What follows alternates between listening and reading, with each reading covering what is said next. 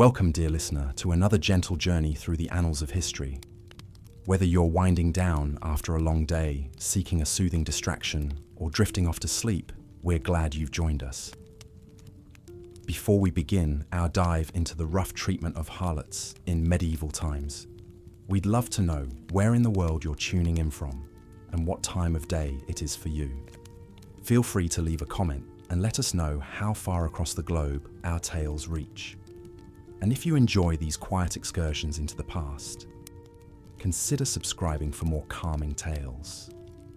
Tonight, we'll be exploring a somber and often overlooked corner of medieval life, the world of sex work. It's a topic that may seem heavy or unsavory, but there is much to learn from the lives of these women on the margins of society. So, settle in, get comfortable, and let us paint a picture of what it was like to be a harlot in the Middle Ages. The very words we use to describe sex workers, prostitute, harlot, strumpet, often carry a sharp sting of condemnation. But these terms have a long and tangled history. Prostitute comes from the Latin prostituere, which originally meant to expose publicly. It wasn't until the late 15th century that the word took on its current association with selling physical services.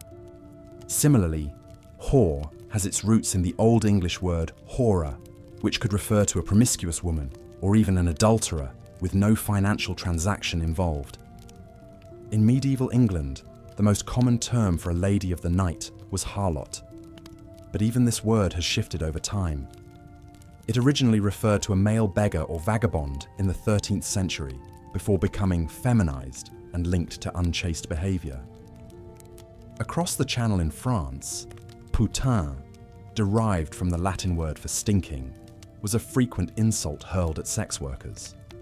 And high-class courtesans were often branded as cortigiana, an Italian word that also applied to ladies-in-waiting at royal courts, hinting at the blurred lines between formal and informal arrangements. The exchange of sexual favors for money or gifts was nothing new in medieval times. Prostitution had flourished in ancient Greece and Rome, where it was legal and even state-sanctioned in some cases. Solon, the great Athenian lawgiver, established government-run brothels known as dicteria in the 6th century BC, staffed by slave women whose fees were fixed by the state. These were soon nicknamed Solon's girls. Later rulers, like Caligula and Nero, became infamous for their dalliances with prostitutes, even bringing them to official banquets. But as Christianity spread through the Roman Empire, attitudes began to change. The early church fathers railed against all forms of extramarital sex as sinful, with St. Augustine declaring prostitution a scourge that makes a brothel of the entire world. Yet pragmatists like Thomas Aquinas would later argue that prostitution was a necessary evil that prevented worse sins like rape and sodomy. Thus, harlots came to occupy a hazy middle ground in medieval society, officially condemned for their immorality, but also tolerated and even catered to. This was the world that medieval prostitutes had to navigate, a shadowy demimonde of desire and disgust, where carnal delights went hand in hand with social ostracism. In our next chapter, we'll take a closer look at the day-to-day lives of these women, from the rank and file of common brothel workers to elite courtesans moving in rarefied circles. We'll meet an aging madam in Southwark, London's notorious red light district, see how she runs her bustling establishment, and eavesdrop on the whispered conversations and clinking of coins behind its walls. The road ahead is not always pretty, but there is much to discover. And by shining a light on this hidden history, perhaps we can come to see medieval harlots not as faceless caricatures, but as women doing what they could to survive in a world that offered them precious few choices. So get comfy, dear listener, and let us unspool their stories together, one moonlit night at a time. We turn now to one of the most famous and influential courtesans of the medieval period, Tulia Daragona. Born in Rome around 1510, Tulia was the illegitimate daughter of a courtesan mother and Cardinal Luigi d'Aragona. From a young age, her striking beauty and keen intellect set her apart. She was educated in literature, music, and philosophy, rare attainments for a woman of that era, much less one born into the demi-monde of prostitution. As a teenager, Tulia began her career as a high-class courtesan in Rome, dazzling powerful clients with her looks, wit, and erudition. She commanded astronomical sums for her services and was soon a celebrated fixture in the city's intellectual salons and aristocratic circles. Unlike common sex workers toiling in seedy back alleys, Tulia and her fellow elite courtesans enjoyed lavish apartments, exquisite gowns, and the company of princes, prelates, and poets. But even for a woman of Tulia's charms and stature, the life of a courtesan was fraught with perils. She had to walk a tightrope always, maintaining the favour and largesse of her benefactors, while fending off the envy of rivals and the wrath of scorned wives. A courtesan needed shrewdness and cunning to navigate the treacherous currents of court politics, where fortunes could shift on a whim. Tulia managed these challenges with aplomb, leveraging her talents and connections to build a glittering career that spanned decades. She moved between the great cultural capitals of Renaissance Italy, Rome, Venice, Ferrara, Siena, Florence. Famously, she debated the Florentine intellectual Benedetto Varchi on the nature of love, arguing passionately for a woman's right to romantic freedom and agency. In this way, Tulia Daragona was singular.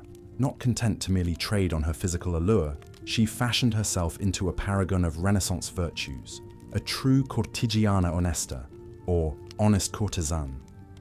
She penned lofty Petrarchan verses, plumbed classical literature and philosophy, and dazzled with her erudite conversation. Her published works, including the 1547 poem Il Meschino and her 1552 treatise on the infinity of love, stood as proof of her formidable intellect. Of course, even Tulia could not entirely escape the strictures and prejudices of her time. In 1546, she ran afoul of the papal court's sumptuary laws, which dictated the attire of prostitutes. Cited for wearing verboten items like pearls and a veil in public, Tulia was forced to petition for a special dispensation on the grounds that she was a respectable woman who did not solicit on the streets. This incident underscores the precarious social position of even the most elite courtesans.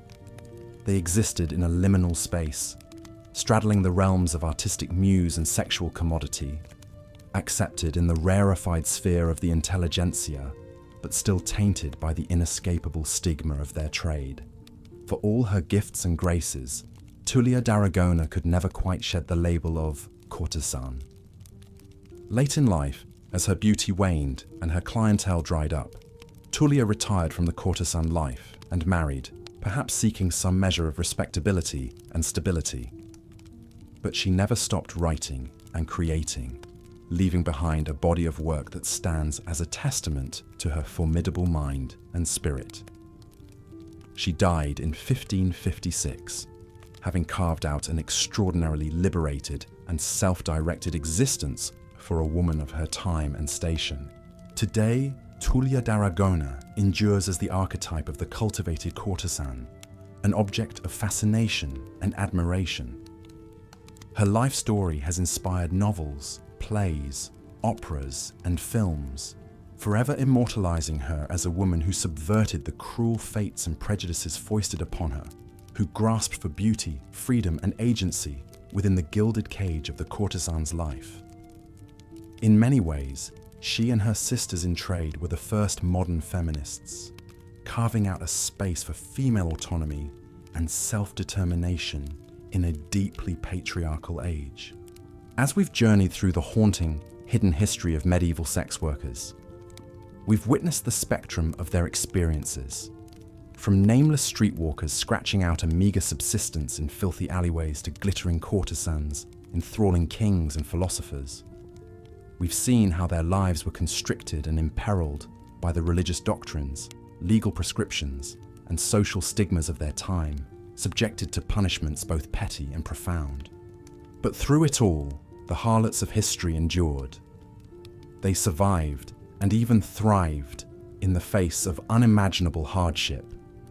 They found camaraderie and community with their fellow sex workers.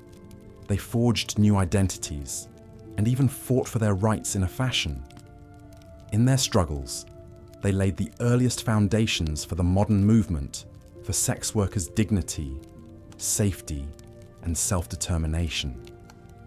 So let us honour the courage and fortitude of these long-ago sisters, the Jane Shaws and Eleanor Reikeners, the Angers Sorrels and Tulia Daragona. Let us remember their names and say them with respect. And let us strive to extend to their modern descendants the compassion, humanity and justice so long denied to their forebears. This is their story, brought in from the shadows at last. There may be no grander moral than this, that every human being, no matter their labour or lot in life, possesses an innate worth and dignity. In grappling with the hidden history of the medieval sex trade, we begin to see a way forward to a world free of the cruelties and depredations visited upon these women for centuries. A world where people are not reduced to what they do to survive, but what they dream, dare and build in spite of it all. And so we come to the end of our journey into the secret annals of the medieval prostitution. The street lamps are guttering out, the alleyways are still, and the night's final customers have slunk back to their lodgings. As a wan light seeps into the eastern sky and the church bells toll the dawn hour, the weary harlots wrap their shawls around their shoulders and turn toward home. They have survived another night, and they will rise to meet another day, for they are the unvanquished, the indomitable. They are the survivors of history. Part 4. Persecution and punishment of prostitutes. The life of a medieval prostitute was often nasty, brutish, and short. Not only did they face the daily hazards of disease, abuse, and unplanned pregnancies, but harlots were also frequent targets of persecution by both religious and secular authorities. From the pulpit to the town square, sex workers were denounced as sinful temptresses, corrupting society with their carnal wiles. One common punishment for prostitution in the Middle Ages was public humiliation. In 13th century France, women caught selling their bodies could be forced to wear distinctive striped hoods or have their hair shorn off. Repeat offenders might be marched naked through the streets, whipped, or even have their ears cut off as a visible mark of shame. These cruel spectacles served not only to discipline wayward women, but also as a stern warning to other would-be harlots. Imprisonment was another typical fate for medieval prostitutes who ran afoul of the law. In larger towns and cities, local governments began constructing special jails known as bridewell prisons to house disorderly women. Conditions inside were often overcrowded and squalid, with inmates subjected to beatings, hard labour, and meagre rations. For pregnant prostitutes, the prisons could be a death sentence, with many perishing from complications of childbirth or seeing their newborns quickly succumb to disease. One fascinating case that illustrates the precarity of life as a medieval sex worker is that of Eleanor Reikeners, a transgender prostitute arrested in London in 1395. According to court records, Eleanor was apprehended late one night while soliciting sex from a man near the Tower of London. Dressed in women's clothing, Eleanor had been working as a prostitute in brothels and private residences throughout England for years, offering a variety of sexual services to male clients. What's remarkable about Eleanor's story is not so much her arrest, but the matter-of-fact way her transgender identity was treated by the court. The documents describe her as John Reikeners, who goes about as a woman, suggesting a degree of tolerance, or at least resignation, to gender non-conformity among medieval Londoners. Eleanor herself insisted to the court that she should be considered a woman because she did the work of a woman, i.e. sex work and housekeeping. Alas, the tale ends there, with no indication of what ultimately became of Eleanor Reikeners. Like so many of history's marginalized figures, her fate is lost to time, but her arrest record provides a tantalizing glimpse into the complexities of gender identity in the medieval sex trade. Not all prostitutes were cis women, just as not all clients were men. The erotic appetites of the Middle Ages were as fluid and varied as our own. Another weapon frequently wielded against medieval harlots was the threat of expulsion from the city walls. To authorities and respectable burghers, prostitutes were a moral scourge to be cast out beyond the margins of civilized society. In some cases, brothels were quite literally pushed to the outskirts of town, relegated to near the gallows, leper colonies, and tanneries.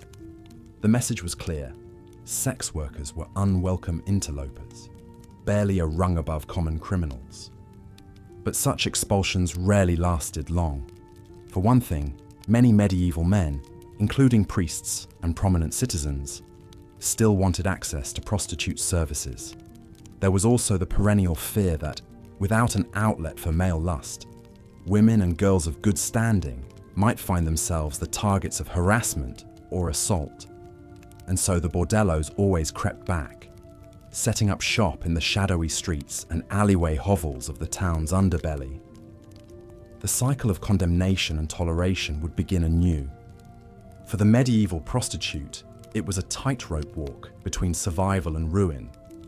With the threat of prison, corporal punishment, and exile constantly hanging over their heads, these women navigated a dangerous world with few protections.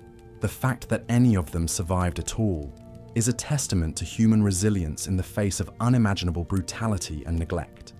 In many ways, their struggles echo those still faced by sex workers today, who continue to fight for dignity, safety, and equal treatment under the law. Part 5. Prostitution and the Medieval Church. When it came to the oldest profession, the medieval church found itself in a moral quandary. On the one hand, men of the cloth routinely railed against prostitution as an affront to God and a scourge upon the earth. Sex outside of marriage was a cardinal sin, threatening nothing less than the sanctity of the family, the social order, and the immortal soul. Lust was a deadly vice, and those who traded in it were seen as little better than the devil's foot soldiers. And yet, many medieval thinkers couldn't shake the notion that harlots might serve a useful purpose after all. As far back as the 5th century, the famed theologian St. Augustine acknowledged the necessity of prostitution as a kind of social safety valve. In his view, taking away brothels would be like removing the sewers from a palace. Sure, it might seem more pleasant in the short term, but soon the whole edifice would be overflowing with filth and disease. This idea of prostitution as a necessary evil gained currency throughout the Middle Ages. In the 13th century, no less a luminary than Thomas Aquinas was arguing that sex work, while morally dubious, nonetheless played a vital role in preserving chastity and social harmony. Without an outlet for male desire, Aquinas worried that men would run riot, forgetting their Christian duties and assaulting innocent virgins left and right. The church thus found itself reluctantly tolerating prostitution, with some local parishes even operating their own regulated brothels. If harlotry couldn't be eradicated, the logic went, it could at least be contained and monitored in a designated zone of sin. Some municipalities required prostitutes to wear certain clothing or badges, not unlike a medieval version of the red light district. Of course, this uneasy compromise didn't keep lusty clergymen from availing themselves of prostitute services. Records from medieval Paris show priests and monks were frequent customers in the city's brothels, despite the risk of excommunication if caught. Whether driven by hypocrisy or simple human frailty, men who preached chastity by day secretly enjoyed carnal delights by night. But the church also held out redemption for fallen women in the form of Mary Magdalene. One of Jesus' closest disciples, Mary Magdalene, was often depicted as a reformed prostitute in the Middle Ages, cementing her status as the patron saint of wayward women. Her story offered a powerful template. Even the most jaded harlot could be born again through contrition and devotion to Christ. Across medieval Europe, scores of Magdalene homes and asylums sprang up to redeem penitent prostitutes. These institutions provided food, shelter, and a chance at a new life for women seeking to leave the sex trade. But that redemption came at a price, namely, strict religious discipline and a kind of pious imprisonment that could last years. For most prostitutes, life remained a cycle of sin and fleeting absolution, played out in the shadow of the cross. The church might begrudgingly tolerate their existence, but it still viewed them as little more than necessary detritus to be hidden away. Even as it promised salvation in the next world, it heaped scorn and damnation upon them in this one. In a society so thoroughly saturated with religion, this ecclesiastical stigma only compounded the hardships of life as a medieval sex worker. Branded as fallen women and instruments of the devil, harlots were easy scapegoats for everything from plagues to barren wombs, even as their services remained in high demand. Perhaps most tragic of all, many likely internalized the church's teachings, viewing themselves through the lens of sin and self-loathing, even as they fought to survive another day. The road to redemption was narrow and steep. Part 6. The health risks of medieval sex work. In the Middle Ages, Paris was famed as a center of learning, commerce, and culture. But beneath the soaring spires of Notre Dame and the bustling market stalls lurked a darker underbelly, a shadowy realm of poverty, disease, and desperation that swallowed up the city's most vulnerable denizens. For the prostitutes who plied their trade in these mean streets, every day was a dance with death. One such unfortunate was a young woman named Joanna. Orphaned at a tender age, Joanna found herself alone and destitute on the Parisian streets. With no family to turn to and no respectable work to be found, she reluctantly sold her body to keep from starving. At just 14 years old, Joanna was already a veteran of the city's squalid brothels. Life as a medieval prostitute was a litany of dangers, chief among them the ever-present spectre of sexually transmitted diseases. Without reliable prophylactics or antibiotics, infections like syphilis, gonorrhea, and chlamydia ran rampant through the bordello quarters. And in a time of flawed medical understanding, these diseases were as mysterious as they were debilitating, a scourge blamed on everything from witchcraft to divine punishment. For a girl like Joanna, catching such an illness was practically an occupational hazard. With an endless parade of clients to service, prostitutes had little control over their exposure to STDs. Many suffered in silence, knowing a single telltale symptom could spell the end of their livelihood. To be marked as a pox-ridden woman was to invite ostracism, destitution, and worse. And so perhaps it was only a matter of time before young Joanna's luck ran out. One fateful night, after entertaining a wealthy but diseased client, she contracted the dreaded French disease, a virulent strain of syphilis that swept through Europe in the late 15th century. Within days, Joanna was bedridden with fever, racked by joint pain and disfiguring genital lesions. In her weakened state, Joanna likely turned to one of Paris's woefully inadequate hospitals. These medieval institutions were more akin to charnel houses than places of healing, stuffed to the rafters with the poor, sick, and dying. With little understanding of contagion or sanitation, patients were often crammed into communal beds, languishing in their own filth as they awaited the release of death. Tragically for Joanna, even this grim sanctuary would be denied to her. When the hospital nuns discovered her condition and her occupation, she was cast out onto the street like so much human refuse. In the eyes of medieval society, a syphilitic prostitute deserved no Christian charity or compassion. What became of Joanna after that is lost to history. Did she eke out a few more miserable years, scraping by on whatever paltry coins her disease-ravaged body could still earn? Or did she succumb swiftly to her illness, just one more anonymous casualty of Paris's merciless streets? For countless medieval harlots, this was the inescapable fate: to live hard, die young, and vanish without a trace. Joanna's story is a heartbreaking reminder of just how cruel the Middle Ages could be for those on society's margins. Prostitutes in particular faced not only the hazards of disease, but also the callous indifference of the very institutions meant to protect the sick and the poor. In a world without social safety nets or modern medicine, falling ill was often a death sentence for sex workers. Syphilis was just one of many scourges stalking Europe's red light districts.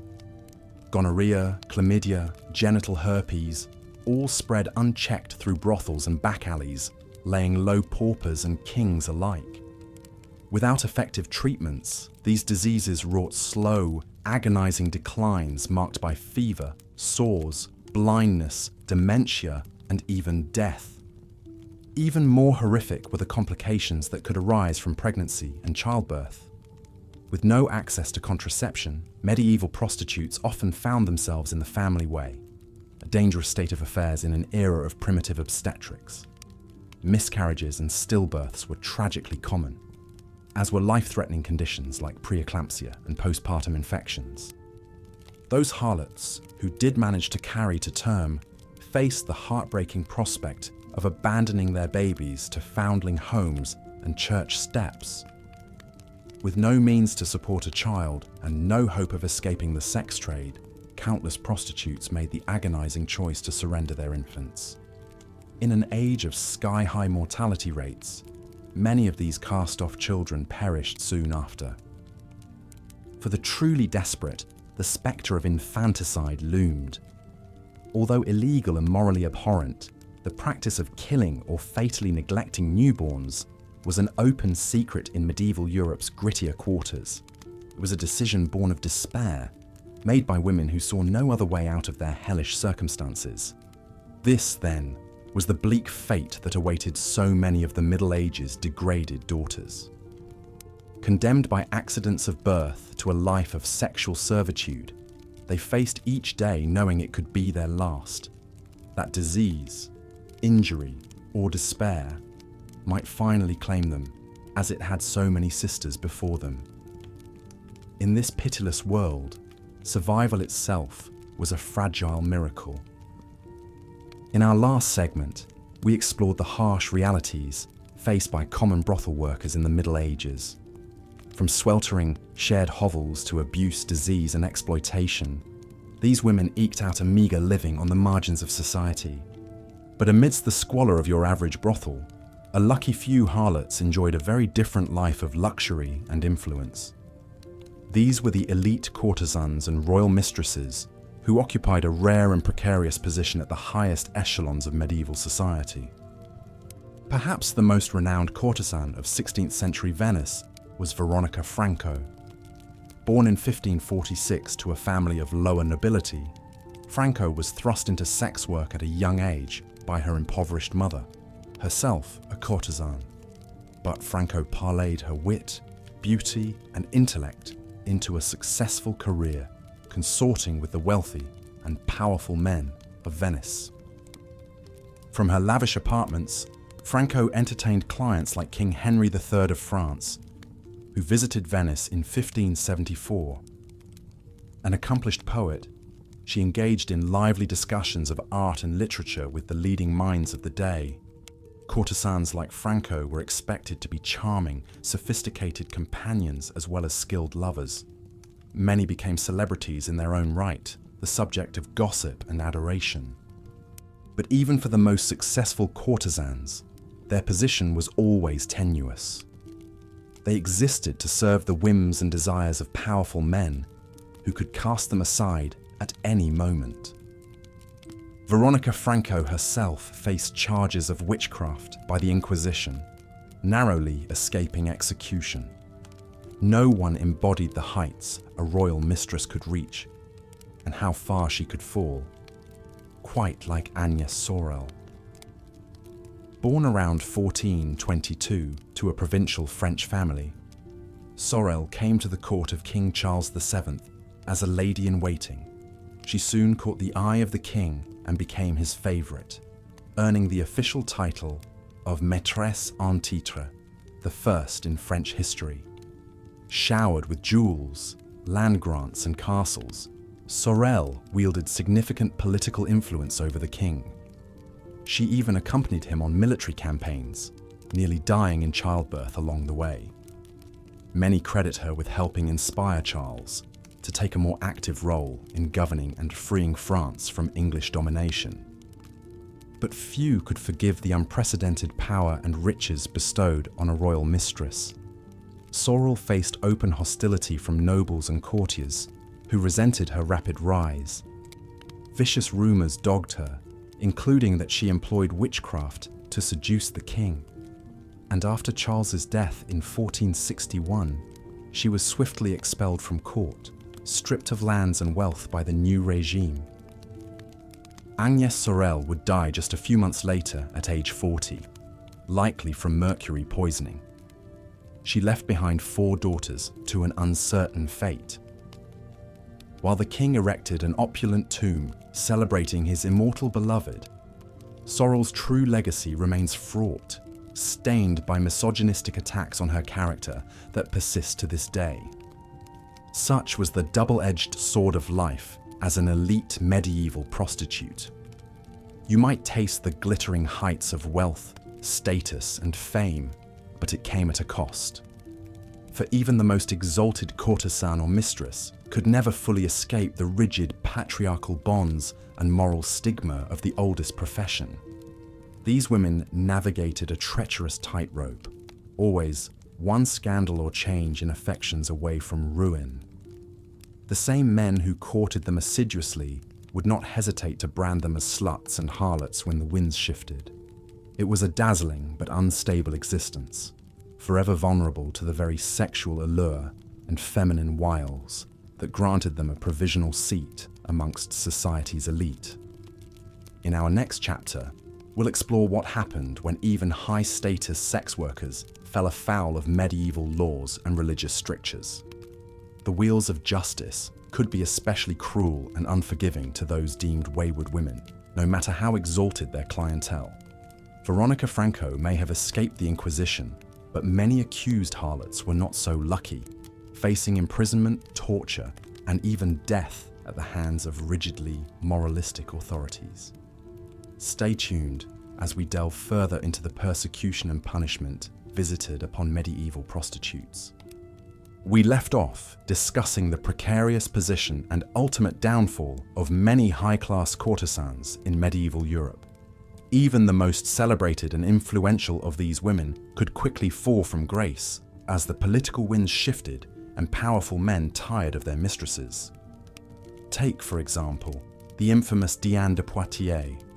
Born into a noble French family in 1499, Diane was renowned for her beauty, wit, and athleticism. She caught the eye of a young Prince Henry, and upon his ascension to the throne as King Henry II in 1547, Diane became his official mistress. The king was so besotted that he gifted Diane the magnificent Château de Chenonceau and allowed her unprecedented political influence. Yet not everyone was pleased with a mistress wielding such power. Henry's wife, Catherine de' Medici, saw Diane as a threat and bitter rival. As long as Henry lived, Diane was untouchable. But when the king died in a jousting accident in 1559, everything changed. Within days, Diane was forced to hand over her chateau and treasures to Catherine. Stripped of wealth and status, she lived out her remaining years in obscurity. Such reversals of fortune were all too common for even the most celebrated courtesans. No matter how wealthy and influential they became, their position was always precarious and dependent on the affections and whims of men in power. At any moment, a younger rival, a jealous wife, or a cooling of passions could spell their downfall. Of course, high-class courtesans made up only a tiny fraction of sex workers in the Middle Ages. For the vast majority of prostitutes, life was far from glamorous. Most worked in squalid, dangerous conditions, enduring abuse, illness, and social stigma on a daily basis. And if the hazards of the job didn't end their lives prematurely, persecution from civil and religious authorities often did.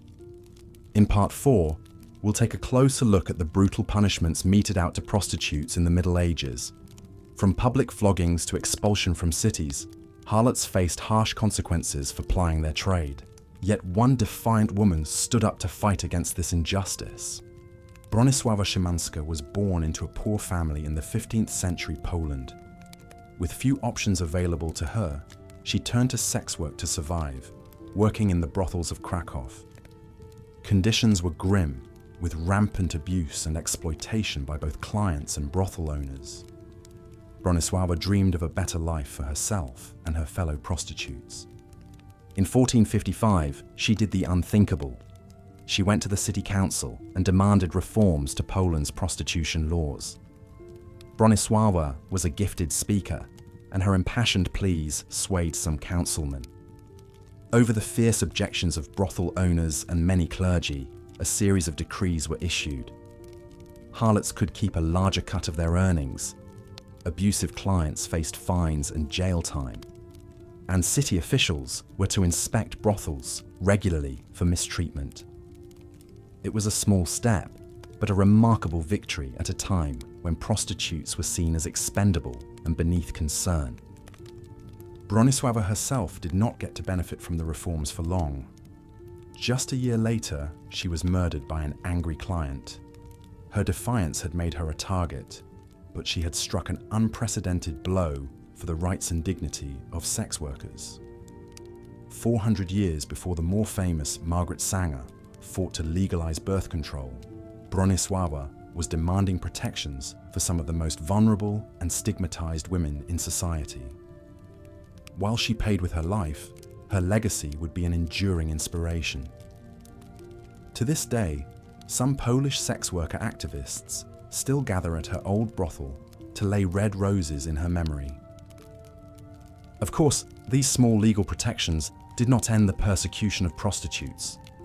Harlots continued to face arrests, imprisonment, corporal punishment, and even executions throughout the medieval period and beyond.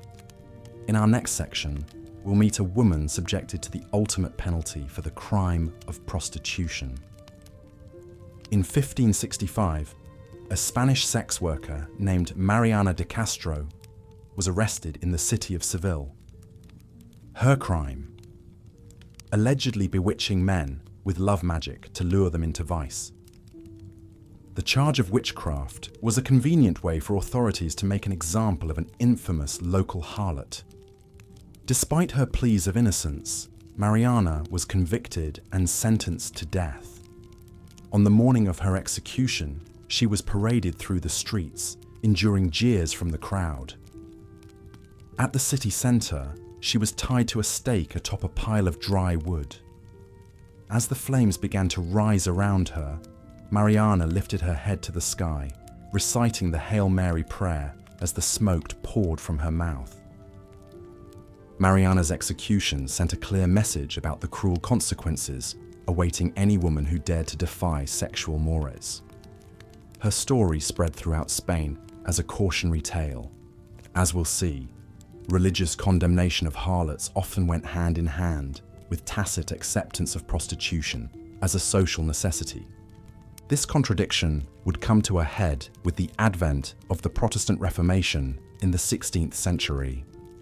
In the next part, we'll examine how the medieval Catholic Church grappled with the moral dilemma of sex work and meet some of the pious women caught in the middle.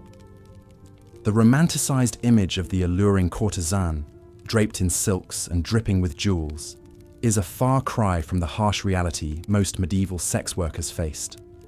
For the vast majority of harlots, life was a brutal, desperate struggle for survival in a society that simultaneously demanded their services and condemned their existence.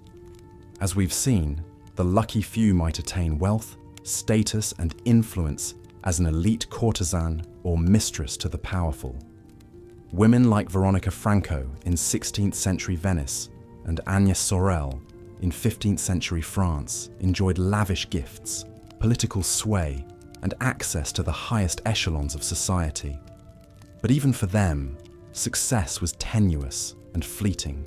Courtesans had to carefully navigate the whims of entitled men, the machinations of rival mistresses, and the ever-present risk of being replaced by a younger beauty. One false step could send even the most celebrated courtesan tumbling from her pedestal back into destitution and disgrace. Such was the fate of Eleanor Reichner, a transgender English sex worker, often forgotten by history. Eleanor's sad tale comes to us from the records of their 1395 arrest in London. The court documents describe them soliciting sex from men in women's clothing and being caught in the act of sinful, carnal deeds against the order of nature. Medieval England had little mercy for those who defied its rigid gender and sexual norms.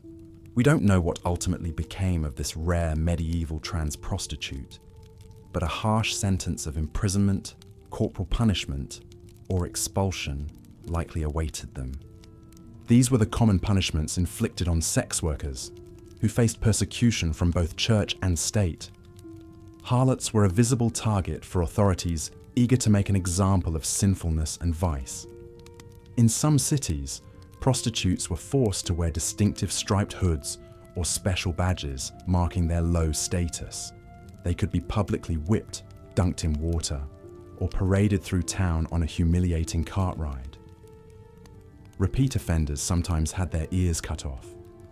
Many medieval towns eventually banished all known sex workers, relegating them to the margins of society in disreputable suburbs or red light districts outside the city walls. But despite official condemnation, medieval prostitution had a complex relationship with the church. In a society that prized female chastity, yet denied most women real power and autonomy, many saw prostitution as a distasteful but necessary evil. The influential church fathers St. Augustine and Thomas Aquinas both grudgingly argued that sex work helped to contain male lust and prevent the rape of respectable women. Some priests and clergymen, supposedly celibate themselves, secretly frequented brothels. A few harlots managed to win the church's respect through acts of profound penance and devotion. St. Mary of Egypt was said to be a prostitute in Alexandria who saw the error of her ways and retreated to the desert for decades of harsh asceticism. Mary Magdalene, the most famous redeemed woman of the Bible, inspired the ideal of the reformed harlot. But for every celebrated penitent, countless ordinary women remained trapped in the sex trade. Even when the church tried to help, its efforts could be clumsy and misguided. In some cities, church-sanctioned brothels were allowed on the one condition: all visiting men had to spend time praying afterwards. A few convents of converted prostitutes such as St. Mary Magdalene took in harlots who wished to reinvent themselves as nuns, but their admissions were selective and their resources strained. Most women had nowhere else to turn. This was especially true considering the immense health risks of the medieval sex trade. Syphilis spread like wildfire through brothels, leaving sufferers with weeping sores, blindness, dementia, and death. Gonorrhea, chlamydia, genital warts, and other infections were also rampant. In an age before germ theory, antibiotics, or reliable contraception, sex workers were uniquely vulnerable. Pregnancy was an occupational hazard, and some desperate harlots resorted to risky folk abortifacients, or even infanticide. In the 14th century Paris, a young prostitute known only as Joanna was publicly burned at the stake for allegedly spreading a venereal disease to her clients. Her awful fate speaks to the disposability of sex workers in medieval society. Powerful men might enjoy a harlot's company behind closed doors, but she'd be the first to suffer if calamity struck. Joanna's prospects were bleak from the start. Fatherless, impoverished, and lacking any support system, she likely turned to prostitution as a last resort. We'll never know the full tragedy of her short life and cruel death. She stands in for the many anonymous sex workers whose suffering is lost to history, Yet even in this grim context, a few extraordinary women managed to rise above their circumstances and shape the world around them. Veronica Franco is probably the most famous Venetian courtesan who ever lived. Born in 1546 to a family of nobles turned courtesans, Veronica followed in her mother's footsteps and took her first lover at the age of 18. A ravishing beauty with a keen intellect, she soon became the most celebrated cortegiana onesta, or honest courtesan, in the city. Her patrons included cardinals, princes, and even the King of France. But Veronica was no one's passive plaything. She wielded the weapons of wit, charm, and erudition to hold her own in a masculine domain. An accomplished poet, she published 2 volumes of refined Petrarchan verse and helped establish the literary salon as a key feature of civilized society. Her 1580s court case, in which she stood accused of witchcraft by a jilted lover, became a citywide scandal and a public referendum on female sexuality. Veronica defended herself so eloquently that she won not only acquittal, but public sympathy. She continued to entertain prestigious guests and admirers until her death, likely of syphilis, in her early 40s. Veronica's dramatic life story has inspired paintings, plays, novels, and an eponymous 1998 erotic drama starring Catherine McCormack. Today, she endures as both an evocative metaphor for Venice itself, seductive, cultured, and unfettered by conventional morality, and an intriguing proto-modern heroine who combined sexual allure with real personal and intellectual independence. She may seem exceptional, but she also gives us a glimpse of how some enterprising women made the best of a raw deal and worked the system to their own benefit and self-determination. At the other end of the social scale were women like Marion Lahome, an English peasant who lived a hand-to-mouth existence in the muddy streets and taverns of Colchester in the 1370s. Hauled repeatedly before the local court for drunkenness, theft, and of course harlotry, Marion endured a carousel of short jail stints while continuing to drink heavily and sell her body for a few pennies. Reading between the lines of the terse court rolls, we can recognize a woman trapped in a cycle of poverty, addiction, and exploitation, vilified and punished by the same society that produced her poverty and pain. For every glamorous Veronica Franco, 100 Marions suffered in squalid anonymity. Yet whether perched in a palace or lurking in an alleyway, all these women were simply trying to survive in a deeply patriarchal civilization with few options. As the centuries progress, we can trace a long road from medieval prostitution to the sex workers' rights movement of today. In the 1970s, French sex workers occupied churches to protest police harassment and unsafe working conditions, much like their medieval foremothers in sanctioned brothels. The famous red umbrella, a key symbol of the movement, has its roots in the red hand lanterns that once marked brothel quarters in medieval Venice and Amsterdam. Today, as the debate over decriminalizing sex work rages on, it's clear that the stigma and marginalization of the profession have deep historical roots. To chart a way forward, we must look back and recognize the humanity of the women who came before. By learning their stories, we restore a long-suppressed truth. There have always been those who bought and sold sex, and they deserve the same dignity, compassion, and rights as anyone else. There's nothing medieval about that radical notion. Caught in a cruel cycle of poverty and exploitation, medieval harlots lived short, brutal lives. Let's take a closer look at the health risks and hazards that plagued these women on a daily basis. In the cramped, filthy rooms of your average medieval brothel, disease festered and spread like wildfire. With so many men coming and going, buying a few minutes of escape and pleasure, it was almost impossible for prostitutes to avoid contracting syphilis, gonorrhea, or other painful sexually transmitted infections. The telltale sores, oozing discharge and rashes, must have been a constant source of agony. Yet the women had no choice but to keep working if they wanted to survive. You see, there was no penicillin or antibiotics in those days to quickly cure such ailments. At best, a harlot might seek out a local healer or wise woman who would apply poultices of herbs, honey, or even animal dung to try to soothe the inflammation. But more often than not, these treatments did little to alleviate the underlying illness, which would gradually eat away at her health. And what of those prostitutes who found themselves with child? With no reliable contraception available, unwanted pregnancy was an occupational hazard. Some women tried to induce miscarriage by drinking toxic herbal concoctions or thrusting sharp implements into the womb. Others would carry the baby to term, only to abandon it on the steps of a church or orphanage, praying some kind soul would take the child in. In the worst cases, prostitutes resorted to infanticide, strangling or smothering their newborns out of sheer desperation.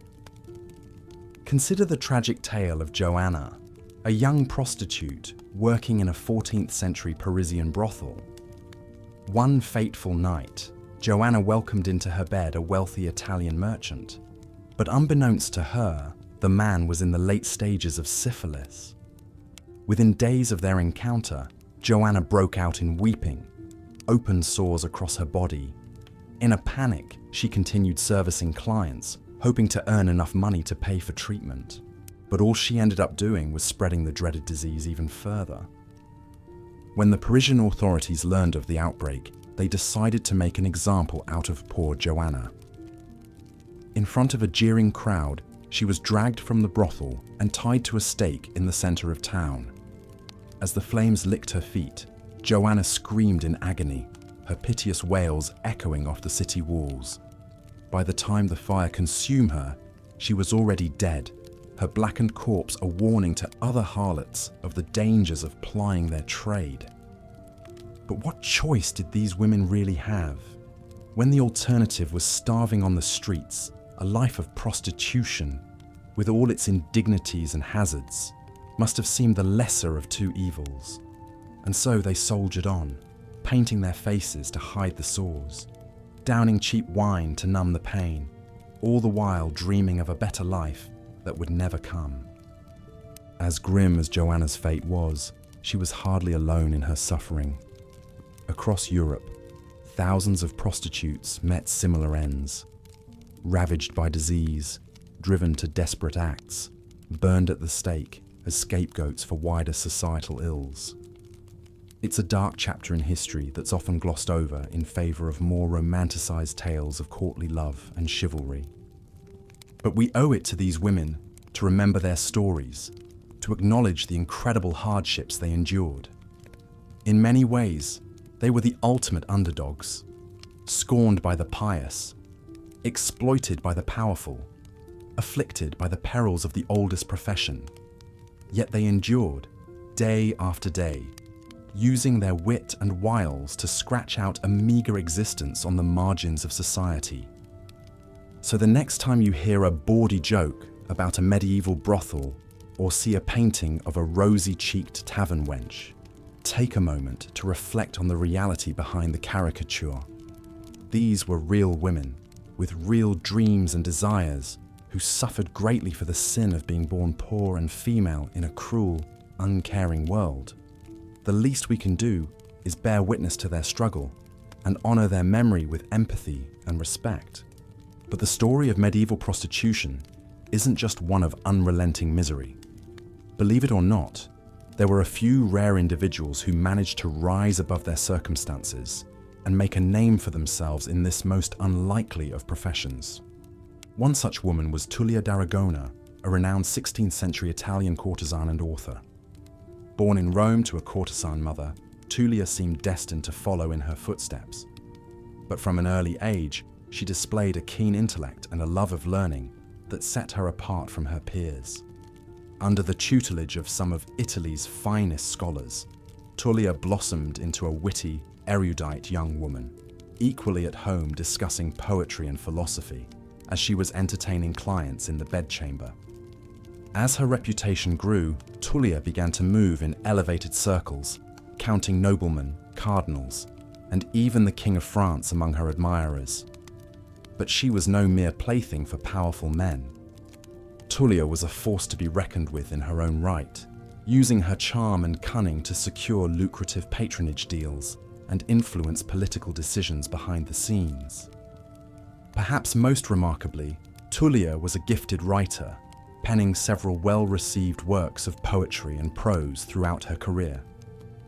Her crowning achievement was Dialogue on the Infinity of Love, a daring treatise that argued for women's right to sexual autonomy and pleasure, ideas that were downright radical in her day. Of course, even a woman as brilliant and accomplished as Tulia couldn't escape the stigma of her profession entirely. She faced plenty of backlash from moralists and clerics who saw her as little more than a glorified whore. And like all courtesans, she must have grappled with the constant threat of disease, unwanted pregnancy, and the fickle whims of her wealthy clients.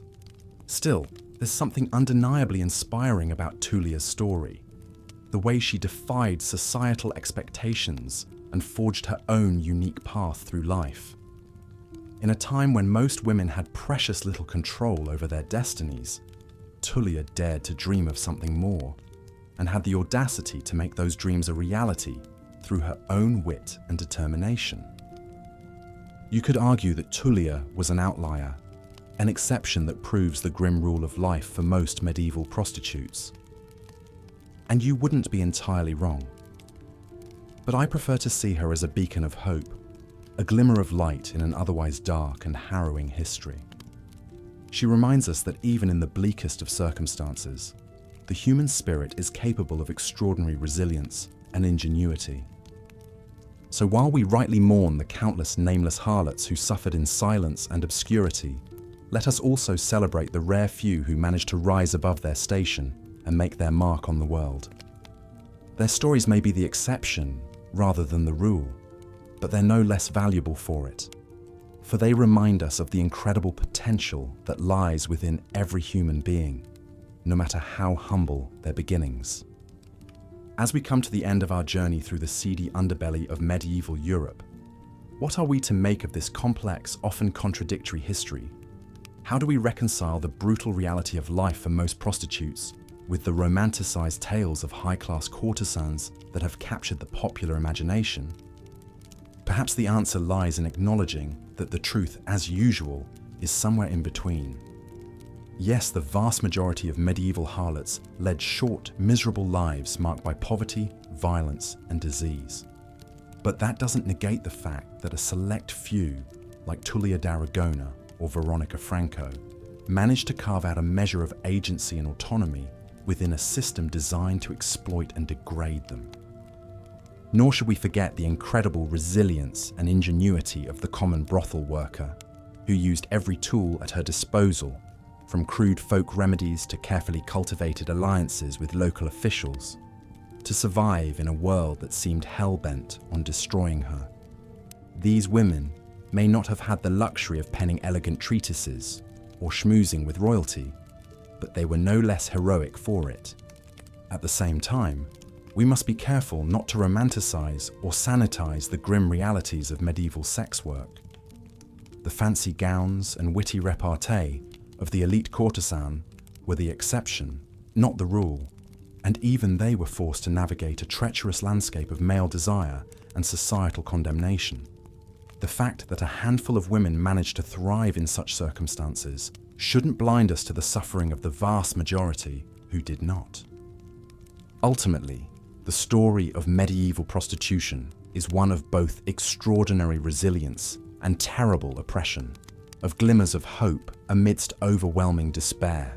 It's a messy, complicated history that defies easy moralizing or pat conclusions. But one thing is certain: these women, from the lowliest back alley prostitute to the most celebrated courtesan, deserve our respect and our remembrance. They were not faceless victims or passive objects of male desire, but complex human beings who fought tooth and nail for their survival and their dignity in a world that sought to deny them both.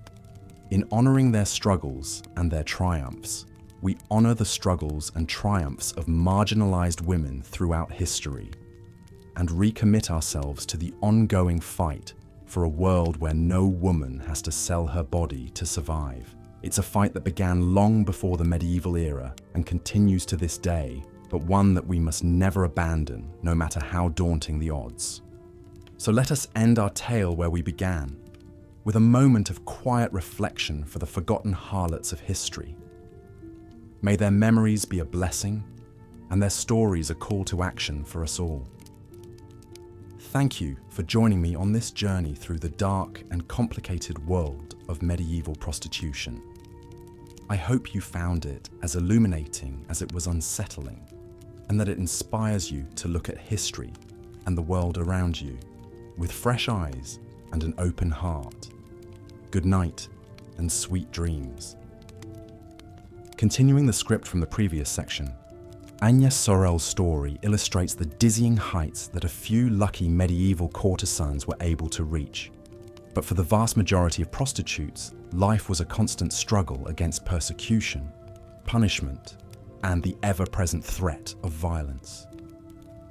In the eyes of the law and society, sex workers were seen as immoral temptresses at best, and dangerous criminals at worst. Most medieval cities had harsh laws on the books against prostitution, and women caught selling their bodies could face brutal consequences. Imagine the scene. It's a chilly morning in late 14th century London. At one of the city's many local courts, a woman stands before the magistrate, her eyes downcast and her hands bound in front of her. She's been arrested for prostitution, and she knows all too well the punishment that likely awaits her. The magistrate regards her with a mixture of disgust and pity.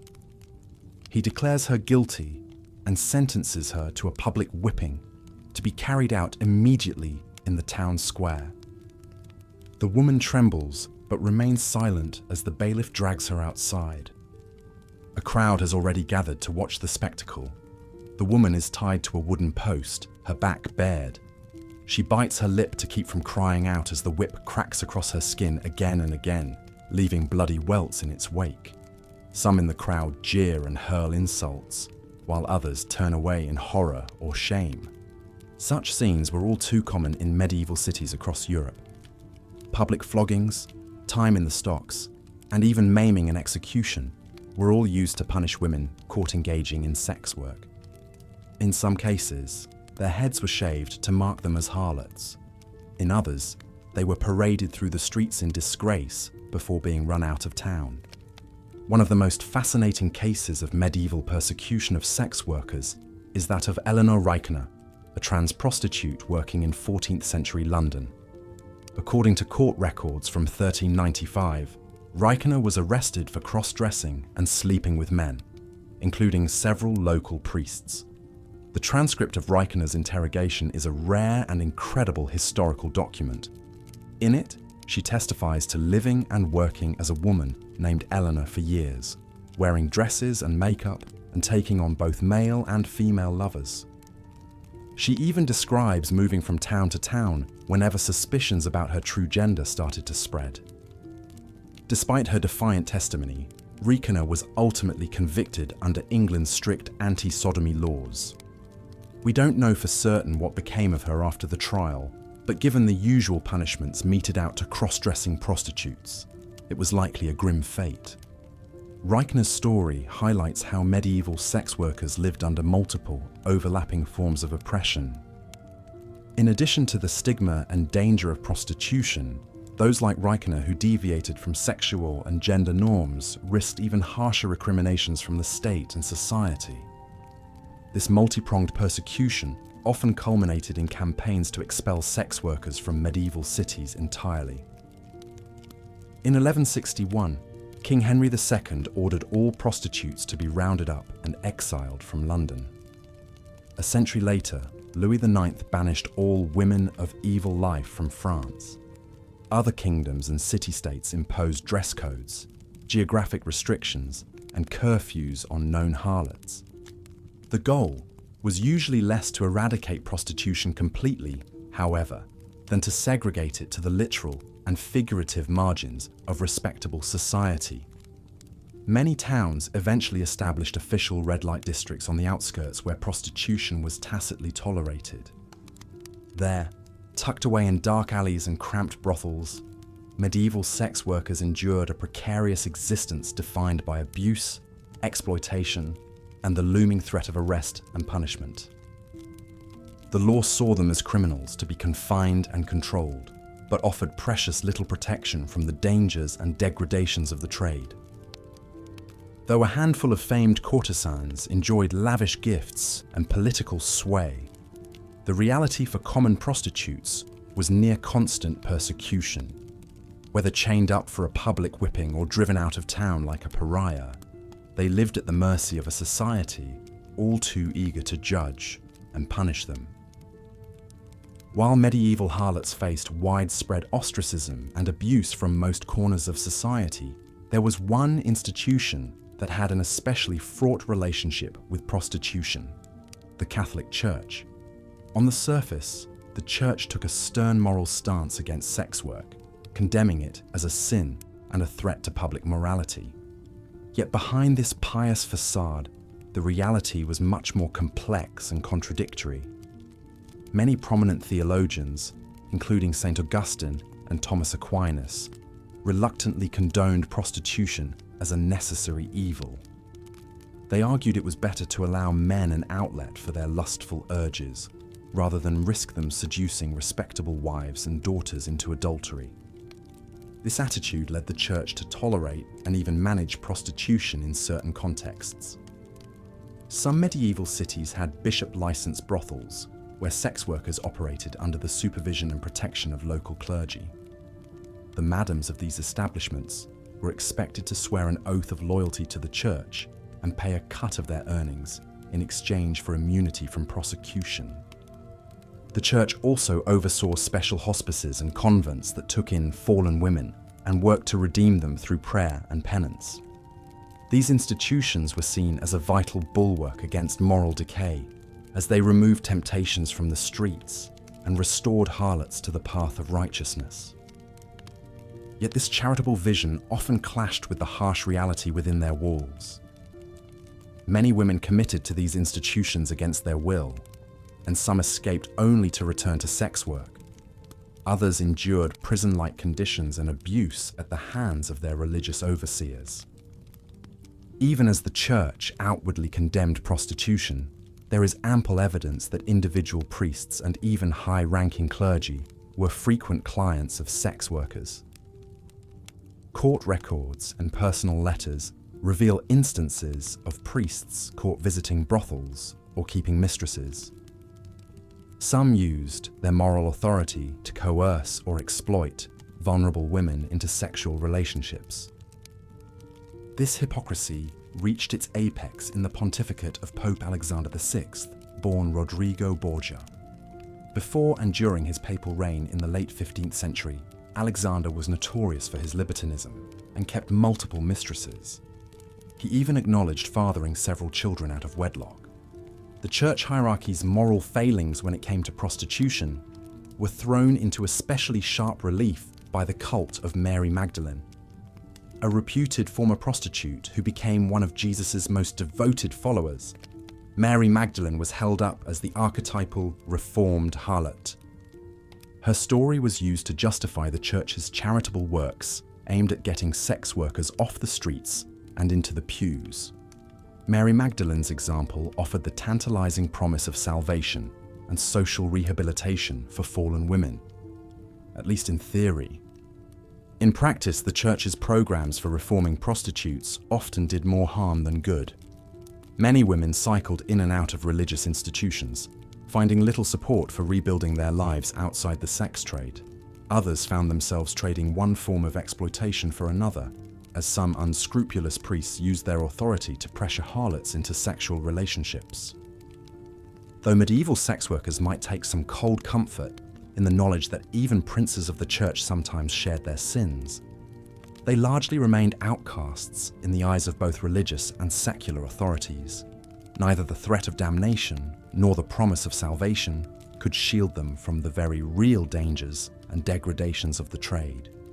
Indeed, beyond the risk of arrest and persecution, perhaps the greatest threat facing medieval prostitutes was to their health and safety. In a time before antibiotics or reliable contraception, sex work in the Middle Ages was nothing short of a death sentence for many women. Syphilis and other sexually transmitted diseases ran rampant through medieval brothels, passing from client to prostitute to client in a vicious cycle. Without effective treatments, these diseases slowly ravaged their victims' bodies and minds, leading to disfigurement, madness, and agonizing death. One common treatment for syphilis in the Middle Ages involved slathering an infected prostitute's body with mercury ointment. This toxic cure often caused horrific side effects like tooth loss, internal bleeding, and neurological damage, but offered no real protection against the disease's progression. Pregnancy was another constant spectre hanging over medieval sex workers. With contraception largely unavailable or ineffective, many prostitutes found themselves with child after being raped by clients or even pimps. Some tried dangerous folk remedies to induce abortion, often with disastrous results. In one chilling historical account, a 14th century Parisian prostitute known only as Joanna faced charges of spreading a leprous malady to her clients. Whether this referred to syphilis or some other disease is unclear. What we do know is that as punishment for her crimes, Joanna was publicly tortured and burned alive.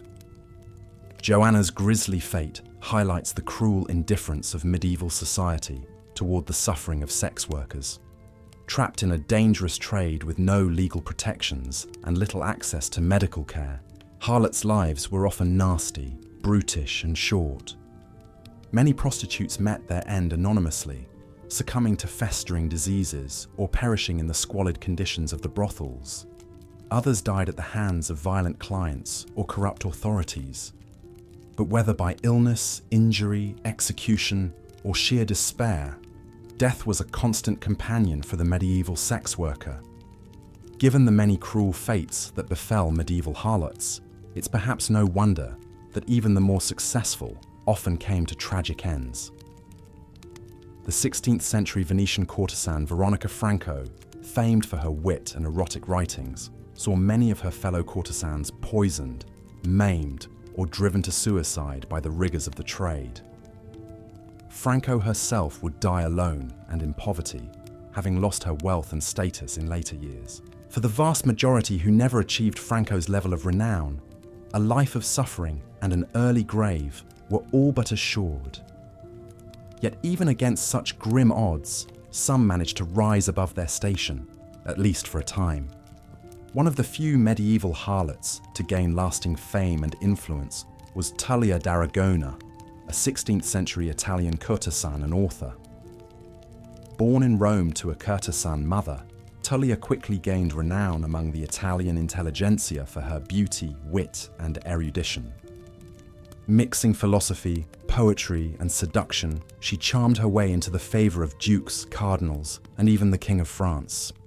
Her salon in Venice became a renowned gathering place for artists and intellectuals, where Tulia presided as the star attraction. But even as she reached the pinnacle of courtly society, Tulia never forgot her roots in the demi-monde. She wrote eloquently about the plight of sex workers and the injustices they faced. In her most famous work, a philosophical dialogue called On the Infinity of Love, she boldly challenged the sexual double standards of her time. For a few glittering years, Tulia seemed to defy the usual script for women of her profession. But in the end, even she could not escape the stigma and instability of life as a sex worker.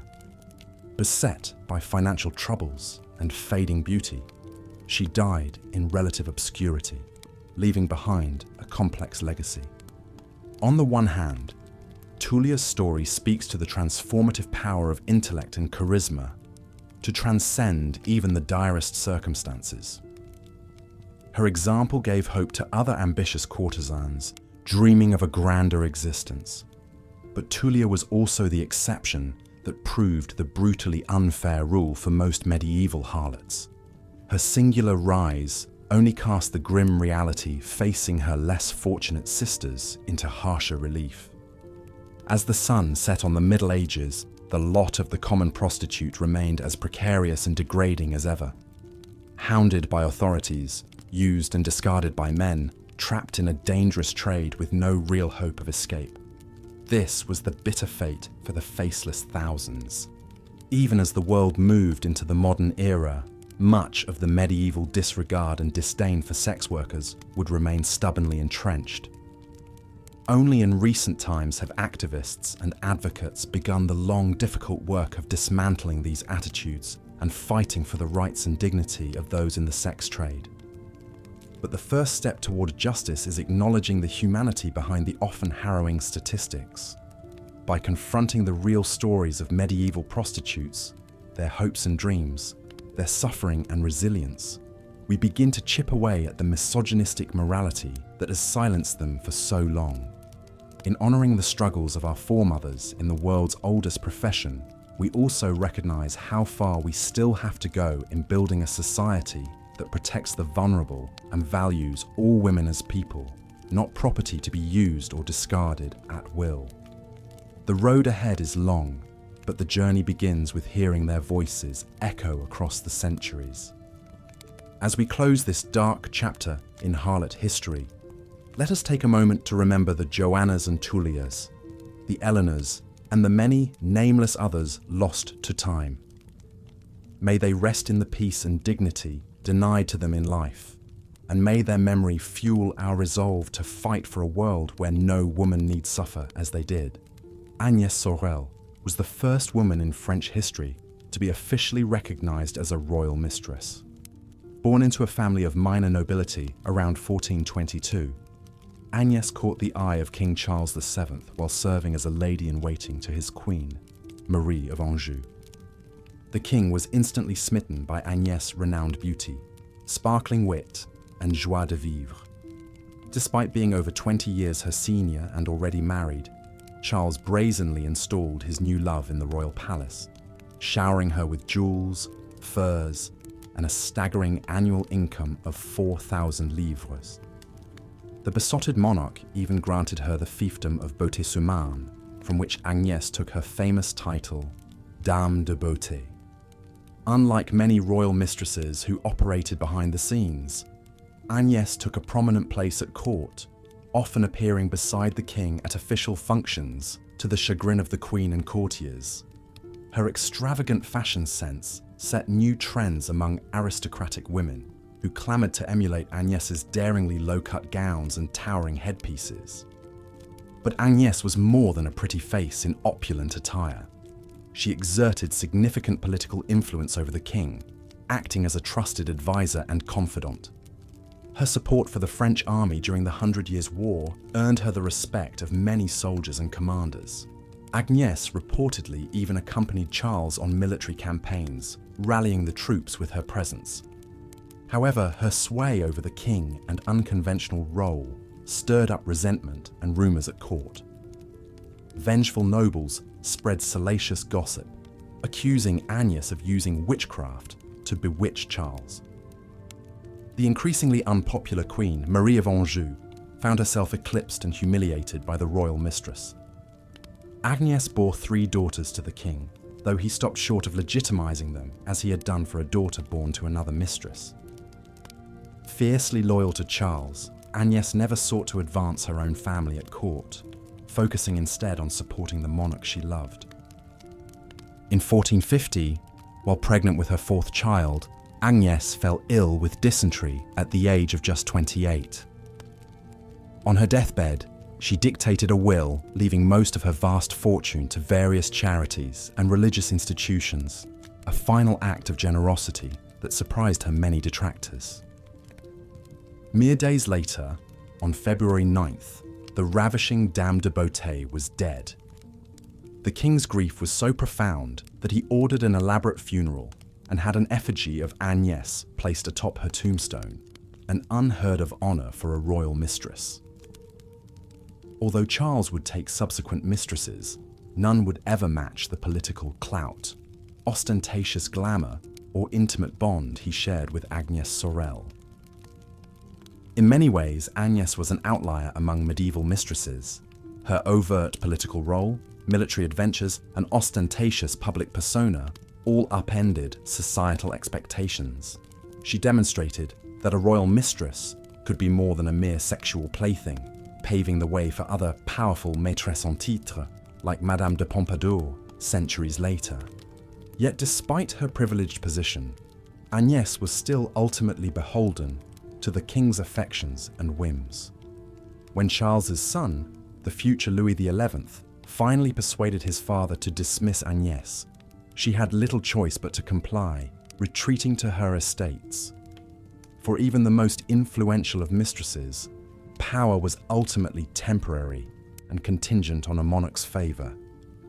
Agnès Sorel's meteoric rise and sudden fall encapsulates the dizzying heights and lurking hazards that defined life as a medieval royal mistress. Her story has captured the imagination of historians and storytellers for centuries, immortalizing her as the prototype of a figure that would loom large over French history, the maîtresse en titre, or official chief mistress to the king. In the end, perhaps Agnès's most enduring legacy is the way she used her exceptional beauty, charisma, and intellect to forge an improbable path from minor noblewoman to royal counselor, challenging assumptions about the role an ambitious woman could play, even as a mistress, in the stultifying, male-dominated world of medieval politics. While later French kings' official mistresses like Diane de Poitiers and Madame de Montespan would wield even greater influence, Agnès Sorel set the mold, carving out a new form of feminine power in the royal court. Though long dead, the Dame de Beauté's legend lives on, an object of fascination, admiration, and even reproach. She reminds us of the complex, often contradictory expectations and limitations placed on women in the Middle Ages, where even the most exceptional female figures were still trapped within a social order that prized their beauty and sexual allure above all else. Agnès's story is one of breathtaking triumphs and poignant limitations, of audaciously breaking barriers and ultimately succumbing to them. In her short but extraordinary life, she lit up the medieval court like a dazzling comet, blazing a trail for generations of powerful royal mistresses to come, before burning out almost as quickly as she had burst onto the scene. The tale of the Dame de Beauté is in many ways the story of medieval womanhood writ large. At once grim and hopeful, subversive and circumscribed, a resounding declaration of agency that nonetheless could never fully escape the confines of a profoundly patriarchal age. As we remember Agnès Sorel, we pay tribute to all the complex, captivating women of the Middle Ages who, even in small ways, dared to upend convention and assert their right to desire, to influence, to be more than the rigid roles their society prescribed. Compared to the thousands of faceless, nameless sex workers who haunted the brothels and back alleys of medieval Europe, eking out a meagre, miserable living on the margins, Agnès lived a rarefied existence of opulence, adoration, and access that most could only dream of. She inhabited a different world entirely from the syphilis-ridden child prostitutes, aging streetwalkers, and debt-bonded brothel girls who made up the vast majority of the Middle Ages working women. And yet, there is a thread that connects even the most exalted courtesan and debased harlot of the medieval world. For no matter how high she climbed, a woman's worth was still ultimately tied to her sexual desirability, her ability to please and seduce powerful men. She may enjoy lavish gifts, political sway, and glittering renown, but it could all be snatched away in an instant if she displeased her patron or aged out of her allure. This fundamental precarity, born of a sexual double standard that prized women as objects of desire, but condemned them as immoral temptresses, bound all medieval women who sold or traded sex and intimacy, whether in a sumptuous palace bedchamber or a squalid back alley. It's what made even the most successful, celebrated courtesans like Agnès Sorel ultimately tragic figures, luminous comets destined to crash and burn under the impossible pressures placed on them. So, as we marvel at the meteoric rise and mourn the swift downfall of France's first official royal mistress, we must recognize both the individual audacity and brilliance of Agnès Sorel and the broader systemic injustices and inequities that circumscribed even her charmed life. The Dame de Beauté's story is at once an inspiring testament to female ingenuity and ambition, and a sobering reminder of the profound limitations and contradictions women of all classes faced in the Middle Ages. In pondering her remarkable, still resonant life, we confront the age-old question: how do you make a meaningful difference, forge an identity, exercise influence and agency in a world stacked overwhelmingly against you?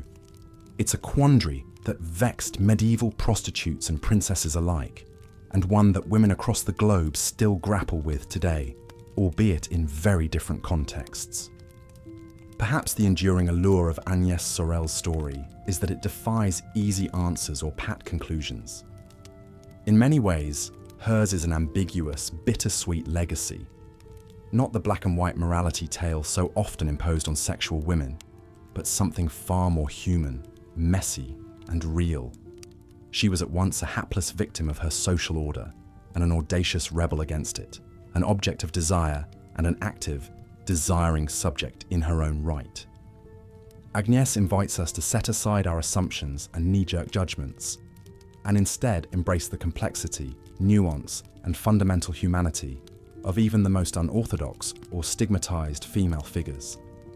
She compels us to look beyond the simplistic archetypes of the virgin and the whore, the powerless waif and the conniving seductress, and recognize the manifold ways in which women, then and now, have doggedly carved out spaces for self-expression, self-determination, desire and agency within even the most repressive patriarchal constraints.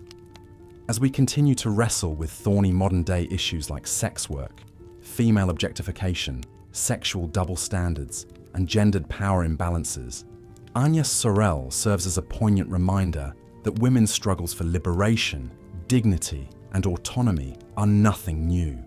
They stretch back across centuries, surfacing even in the most unlikely of times and places. The Dame de Beauté's legacy, like that of so many complicated, convention-defying women of the Middle Ages, is a call to embrace that complexity, to resist facile stereotypes and snap judgments about women who trade sex and intimacy for survival or social advancement. It's a reminder that even the most marginalized, stigmatized women have always been full, complex human beings, with hopes and fears, dreams and disappointments, triumphs and tragedies that resist easy labeling.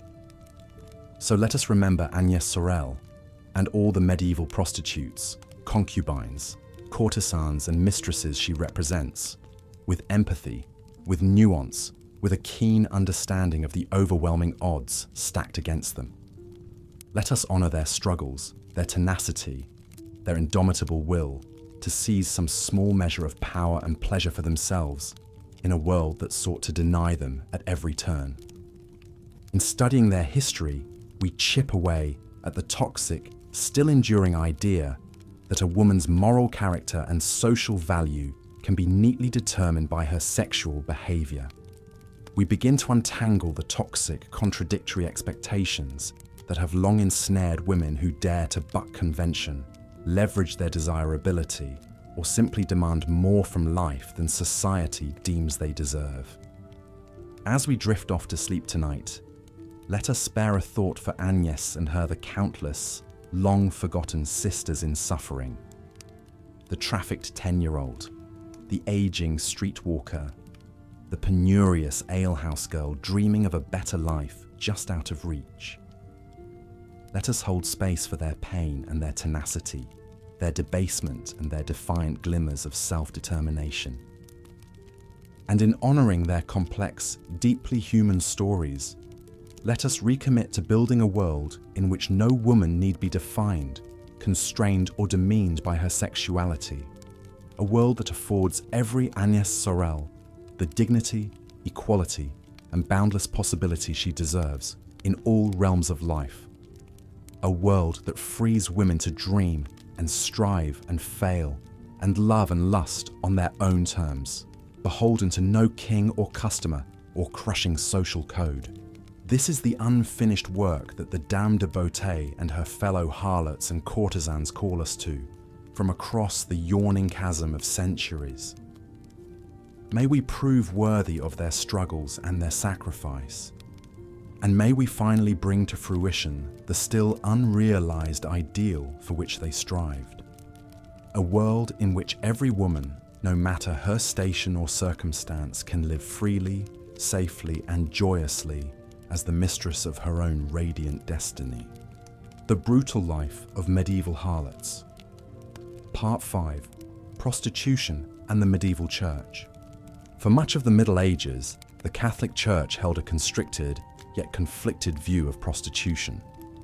On one hand, influential theologians like St. Augustine and Thomas Aquinas condemned selling sex as a grave sin that endangered the soul. They preached that lust was a destructive force that reduced humans to mere slaves of carnal passions. A truly virtuous Christian, they asserted, should resist the temptations of the flesh and strive to maintain a state of chastity. And yet, these same religious thinkers also grudgingly acknowledged prostitution as a necessary evil in medieval society. As Aquinas wrote in his monumental work, the Summa Theologica, prostitution in the towns is like the cesspool in the palace. Take away the cesspool, and the palace will become an unclean and evil-smelling place. In other words, they believed allowing brothels to operate could help contain male vice and prevent even worse sins like adultery, rape, and sodomy. This uneasy compromise between condemnation and pragmatic tolerance shaped much of the Church's official stance on prostitution. In the 13th century, Pope Innocent IV actually licensed brothels in Avignon, the seat of the papacy at the time, in an attempt to regulate the sex trade. Licensed sex workers were required to wear distinctive clothing and pay taxes to the Church. However, such efforts at legalization and control were often short-lived and inconsistently applied. More often, medieval church leaders railed against prostitution in fiery sermons, while turning a blind eye to its continued practice. Many priests and bishops, after all, secretly saw sex workers themselves. The hypocrisy was so widespread that in 1490, one Franciscan friar wrote, "Clerics, and priests in particular, flock to brothels, and sin with harlots more than laymen do." The Church also held up the figure of Mary Magdalene, the alleged reformed harlot and devoted follower of Jesus, as a model for fallen women to emulate. Preachers frequently invoked her story to encourage prostitutes to abandon their sinful ways and find redemption in religious life, as Magdalene supposedly did. Some former sex workers did find refuge in convents and monasteries, living out their days in quiet service and atonement. However, for the vast majority of medieval prostitutes, this ideal of spiritual deliverance remained a distant dream. Most lacked the resources or social support to leave the sex trade and face the constant realities of violence, exploitation, and dire poverty. The medieval Church, while sporadically sympathetic, did far more to judge and punish sex workers than to meaningfully help them. Part 6. The health risks of medieval sex work. Beyond the moral perils so feared by the Church, prostitution in the Middle Ages carried severe, often deadly physical risks. Sexually transmitted diseases ran rampant through brothels, turning them into vectors of infection for the wider populace. Syphilis, in particular, ravaged Europe in the late 15th and early 16th centuries, earning the grim epithet, the Great Pox. At the time, medical knowledge was extremely limited, and there were no effective treatments for STDs. Syphilis could progress from painful sores and rashes to disfiguring ulcers, dementia, and organ failure. Other common conditions included gonorrhea, chlamydia, and genital herpes, all of which could lead to infertility, chronic pain, and death if left untreated. Sex workers, who often saw multiple clients a day in unsanitary conditions, were especially vulnerable to contracting and spreading these diseases. In an era without condoms or antibiotics, there was little they could do to protect themselves. The use of primitive contraceptives like sea sponges or animal membranes did little to prevent infection. Pregnancy was another ever-present danger for medieval prostitutes. With no reliable form of birth control, many sex workers endured multiple unwanted pregnancies over the course of their short lives. Some attempted risky herbal abortions or resorted to infanticide, abandoning or even killing their newborns to avoid the burden of raising a child alone in abject poverty. The story of Joanna, a 14th century Parisian prostitute, illustrates the deadly consequences that could befall women suspected of spreading disease. In 1307, Joanna was arrested and charged with infecting multiple men with what was likely syphilis. After a hasty trial, she was condemned to death by burning at the stake as an example to other poisonous harlots.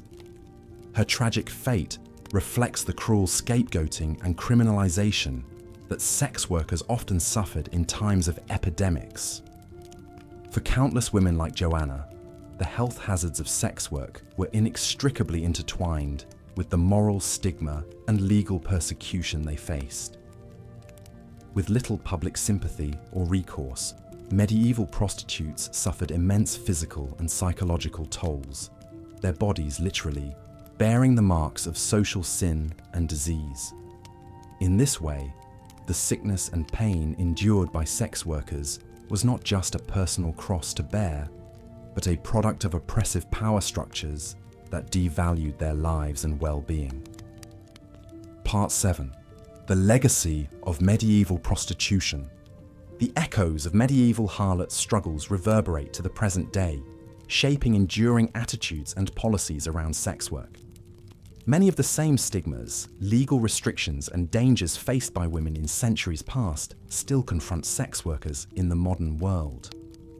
The rhetoric of religious conservatives who view prostitution as an affront to traditional values has its roots in medieval theology.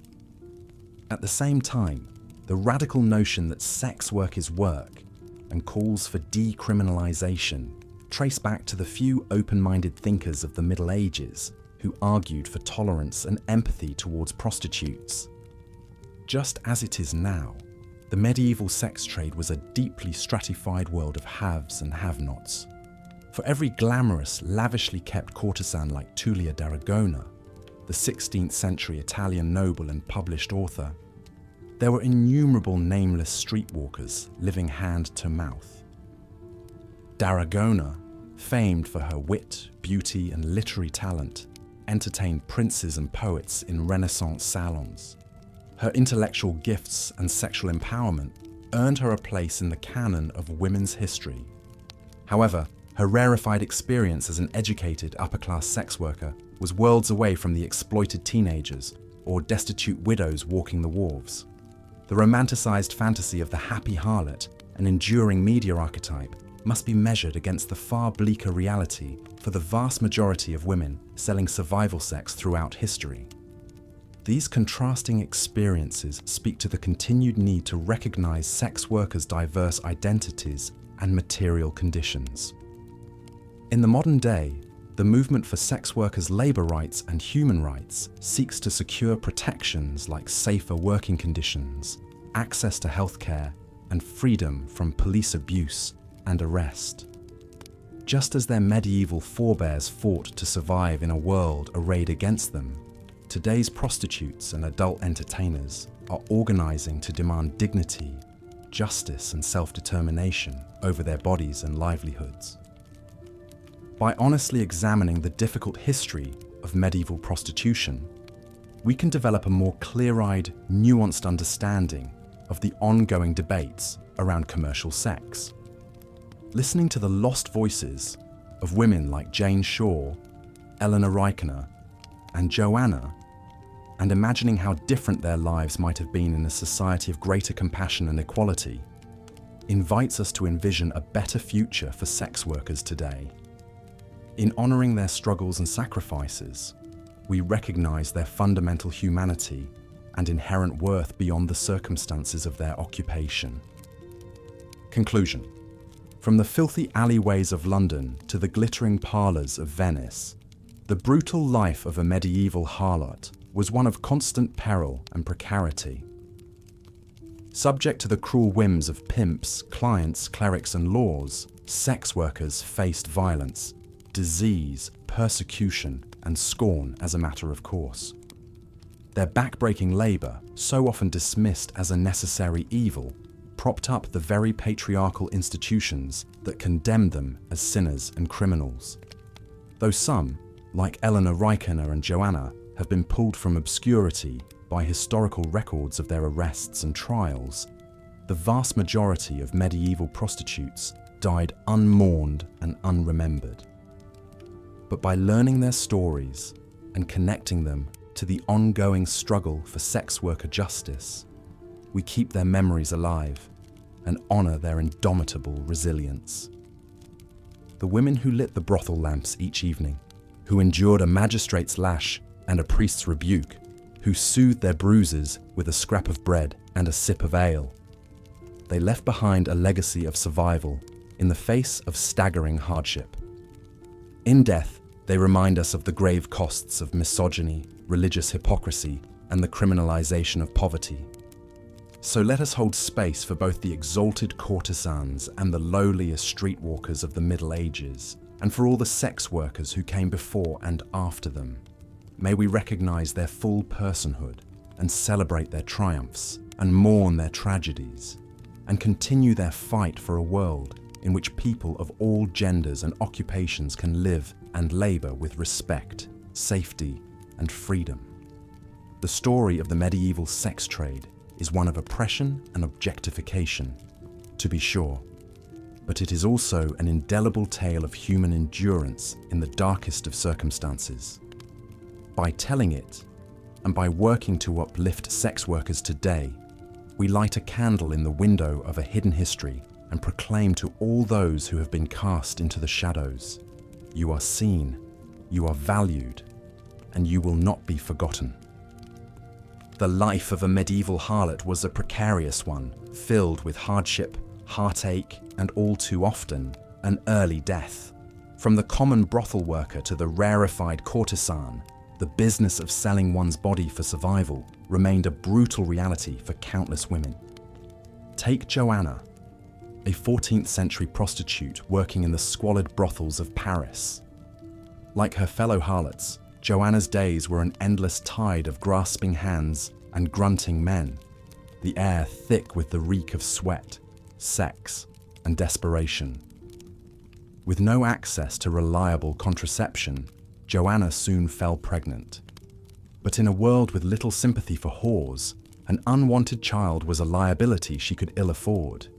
And so, like many in her trade, Joanna turned to the grim practice of infanticide, quietly smothering or abandoning her newborn babes. It was a sin that weighed heavy on her soul, even as the priests preached that her very existence was an affront to God. For what choice did she have? With no family, no husband, and no respectable means of support, the brothel was the only home Joanna knew. But even that meagre existence was not to last. For in a time before antibiotics, syphilis and other poxes ran rampant through the brothels of Europe. With no real understanding of how such diseases spread, and even less idea of how to effectively treat them, infection was often a death sentence. Such was the fate of poor Joanna. As the telltale sores and rashes of syphilis ravaged her body, her clients dwindled and her earnings dried up. No longer a fresh-faced beauty, she was cast out of the brothel, left to wander the streets as a walking corpse. In the end, it was not the pox, but the torch of an angry mob that ended her short, unhappy life. Condemned as a vessel of pestilence, Joanna was burned alive for the imagined crime of spreading her disease. Hers is but one tale among countless others, a footnote in the untold history of medieval prostitution. For every celebrated courtesan like Veronica Franco, who entranced the elite with her wit and beauty, there were 100 Joannas, nameless, faceless, and forgotten. Even those who rose to the top of their profession, like Agnès Sorel, the first official mistress of a French king, were never entirely secure in their position. Lavished with jewels, gowns, and political influence, Sorel was the envy of the court. Yet she too met an untimely end, succumbing to mercury poisoning at the age of 28, likely from the very cosmetics and tonics she used to maintain her famous beauty. In death as in life, the harlot's fate was often cruel and ignominious. Denied a Christian burial, their bodies were tossed into unmarked graves or left to rot in paupers' fields beyond the city walls. In some cases, the church even sanctioned the use of their remains for medical dissection, a final violation in a life already steeped in indignity. Yet for all their suffering, it would be a mistake to paint medieval prostitutes as mere passive victims. Within the narrow confines of their world, many of these women showed remarkable resilience, ingenuity, and even solidarity. Take Eleanor Rykener, a trans sex worker arrested in London in 1395. In court records, Rykener's defiant testimony offers a rare glimpse into the life of a medieval prostitute on her own terms. Unapologetic about her trade, she regales the court with tales of pickups in churchyards and bawdy encounters with priests and friars. At a time when cross-dressing was a criminal offence, Rykener even brags of servicing clients while dressed as a woman, a bold declaration of agency in an age of rigid gender norms. Or consider the unnamed whores of Avignon, who in 1441 banded together to protest the church's attempt to expel them from the city centre. Marching through the streets with makeshift banners and throwing stones at church officials, these women mounted a fierce, albeit unsuccessful defence of their right to live and work within the city walls. Theirs was a sisterhood born of shared hardship, a glimmer of defiance in the face of a society all too eager to condemn them. In the end, perhaps that is the most enduring legacy of the medieval harlot, the simple fact of her existence, her refusal to be erased from history. In a world that sought to silence and shame them, these women scratched and clawed for their very survival, leaving behind a complex record of resilience, resistance, and above all, humanity. For all the romantic notions of the hooker with a heart of gold, the truth is that the vast majority of medieval prostitutes lived and died in obscurity, their passing unmarked and unmourned. They were the other against which proper society defined itself, the fallen woman held up as a cautionary tale to keep wayward daughters in line. Yet in their struggles, their small acts of rebellion, and even in their most desperate deeds, medieval harlots remind us of the indomitable will to live, to carve out some sliver of autonomy in a world aligned against them. Theirs was a sisterhood of the shadows, a quiet kinship forged in the darkest corners of history. And so, as we drift off to sleep, let us spare a thought for these forgotten women, for Jane and Joanna, for Eleanor and Agnès, and for the countless others whose names have been lost to time. In the grand tapestry of human history, their threads may be faint and frayed, but they are no less a part of the weave. May their stories endure, and may they rest, at long last, in power. As we've seen, the life of a medieval prostitute was fraught with danger, hardship, and scorn from a deeply hypocritical society. Even the most successful courtesans walked a tightrope between luxury and disgrace, never far from a precipitous fall. Take Tulia Daragona, renowned 16th century Italian courtesan, poet and philosopher.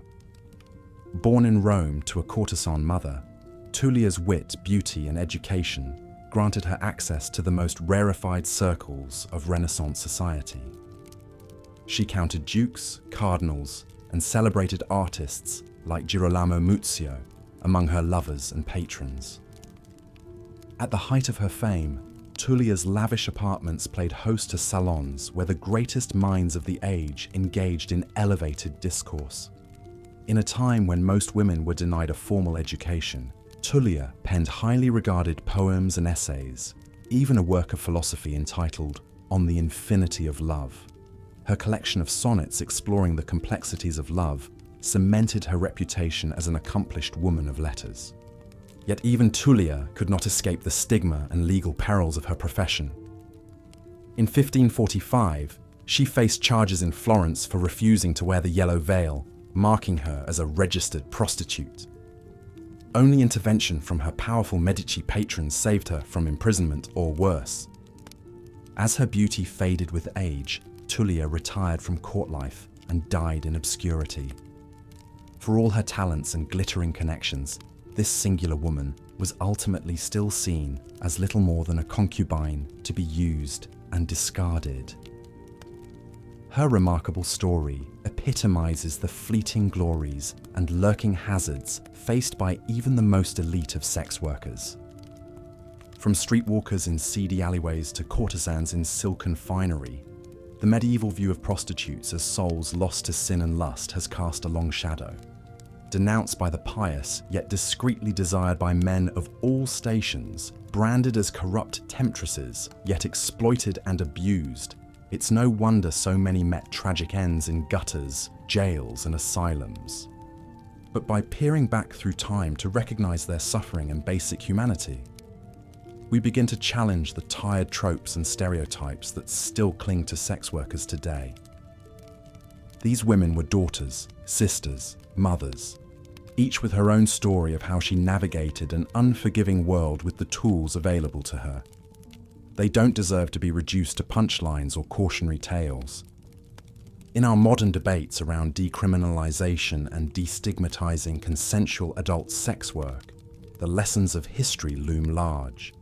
How much has truly changed since the days of Agnès Sorel or Jane Shaw or Mary Magdalene? Do we continue to punish and revile women for sins that require an equal partner? Can we find ways to protect and empower those who choose this path while still condemning exploitation and trafficking? These are complex questions with no easy answers. But one thing is clear: only by reckoning with the stark realities of the past can we hope to build a more just and compassionate future. The ghosts of history's disgraced harlots deserve nothing less.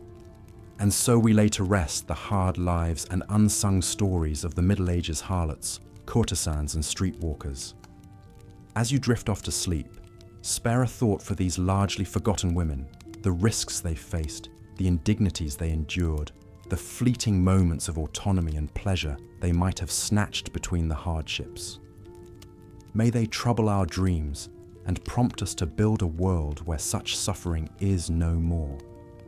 If you found this foray into the forgotten corners of history compelling, consider subscribing for more immersive tales to transport you on your journey to slumber.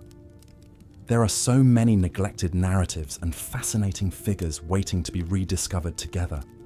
Until next time, good night and sweet dreams.